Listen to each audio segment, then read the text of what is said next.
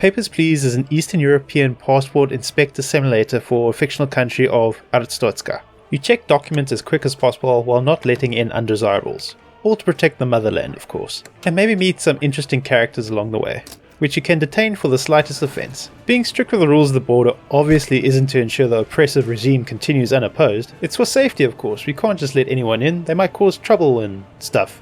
Life is hard in Arstotzka, and so is this game, because you barely make enough money to support your family. Lucky for you, the government said you won a lottery to get a job to help your family.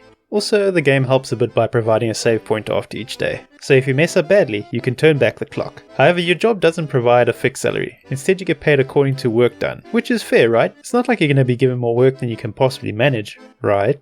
To be even more fair, if you make too many mistakes, you're going to pay some small deductions as a penalty, which can result in you stressing about your family going hungry or getting sick. Truly, Arstotzka is a great place to live. That's why so many want to cross the border to live here. Those places must really suck if they want to live here. I mean, who wouldn't want to live here? There's so much to enjoy, like the music.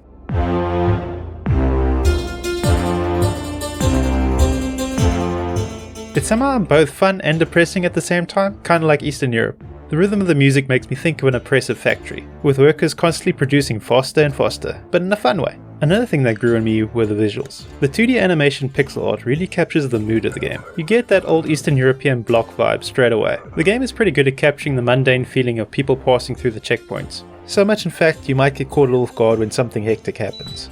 Is that a bomb? And the reason for these hectic things happening on occasion are the interesting characters. The way they look is plain, but after interacting with them a little, some will become memorable because of their personalities and the stories surrounding them. This is where the game really shines. Because as you play through the ever-increasing frantic workday, trying your hardest to concentrate and go as fast as possible without too many penalties, then these little stories start developing around you, which you can't help but get caught up in. Like this guy Georgie, who keeps trying to enter but either doesn't have all the documents or obviously has fake ones. He seems like a harmless guy who just wants to get across the border. And you might even start looking forward to when he pops up again, just to see what he tries.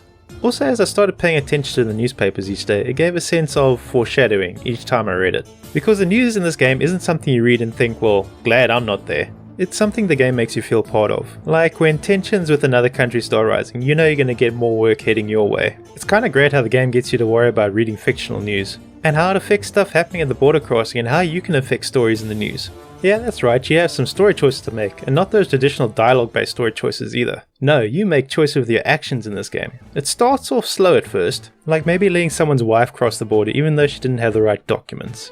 Her husband did just cross a moment ago, and if she doesn't cross the border, bad things might happen to her. You might want to help, but maybe that day you got too many citations, and if you get another, that's less pay for you and maybe your family starves that day. This game's got all those morally grey choices in it. And that's just the tip of the iceberg. There are lots of these kind of choices in the game that will affect the story overall. Before I get carried away with that, maybe I should chat a bit about what you'll be doing in the game. Well, as a border inspector, you'll inspect documents. It's pretty easy at first, with a few rules to follow to make your quota for the day.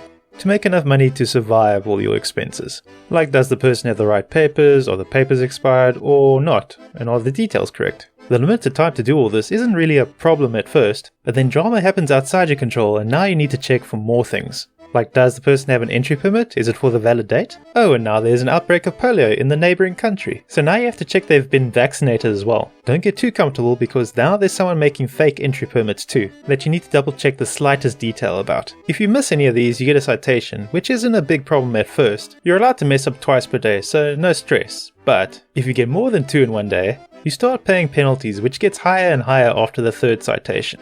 Remember, you were making just enough to survive on your already small paycheck. So this can force your family to maybe go without heat or food for that day. Also, you don't get more time to do all these extra checks either. And your pay is determined by how many people you process through in a day. So less people, less pay. A lot of this game feels like playing to prevent getting punished and just surviving, rather than getting a reward. Okay, so this sounds like a real job. Why am I playing this? Well, as I mentioned earlier, you'll notice stories developing around you that you'll have an effect on. This is where the game gets interesting, because now while you're dealing with your stressful job, you get some tricky choices which might test your morals.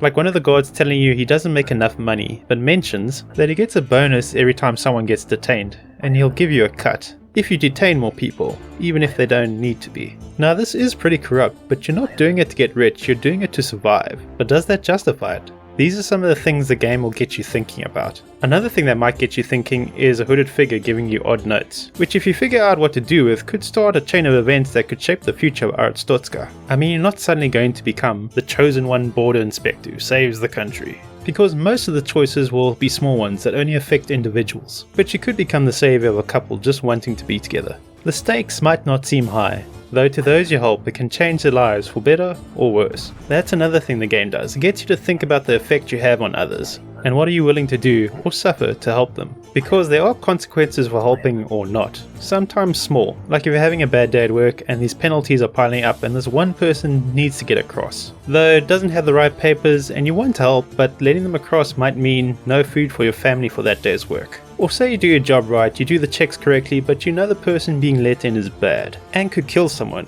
What do you do in those kinds of situations? These are the type of circumstances the game will put you in. You hear about corruption in the news and you think, well, I wouldn't do that.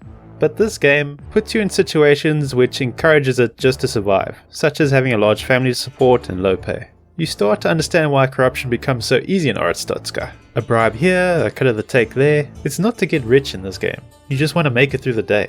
Now, is this traditional fun gameplay? No, it's not. But it is an experience that will get you thinking about these kinds of situations and maybe see that life's not always black and white, and maybe you find out something about yourself. I mean, you still can have a little fun, like detaining people who mouth off to you. You had this coming. Okay, so that's all interesting, but what's the story to the game? As I mentioned earlier, you get drafted. You win the lottery to be a border inspector. The story makes it clear that times are hard, and getting a job, even one that's not great, is something you should be grateful for. You'll get a lot of the story from the newspapers you get at the start of each day, which can kind of piece together what's happening in Arstotzka and its neighbors. Let's just say the situation between the different countries mostly gets worse as the game progresses. And you see the results of this in the people that come to cross the border, from people immigrating to people trying to sneak drugs across the border. Why, Georgie, you're a good guy. Why are you making me choose to arrest you or not? The story is something you can shape as you play through just by deciding who you help or you don't. You can try and just do your job to the best of your abilities, but you might not get the ending you want. Yeah, that's right, this game has multiple endings, a lot of which might send you into a deep depression. Most games just say game over, but no. Papers, Please has to rub salt in the wounds by saying stuff like, oh, your family's safety isn't guaranteed, or you suck at providing for your family, so they died. This game doesn't care about you.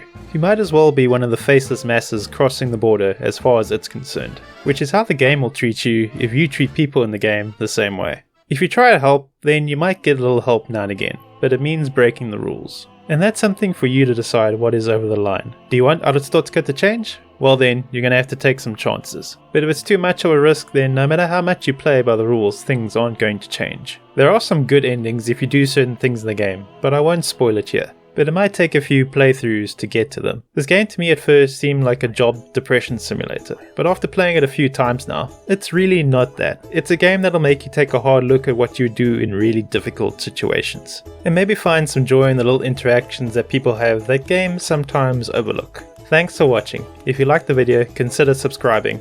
See you next time.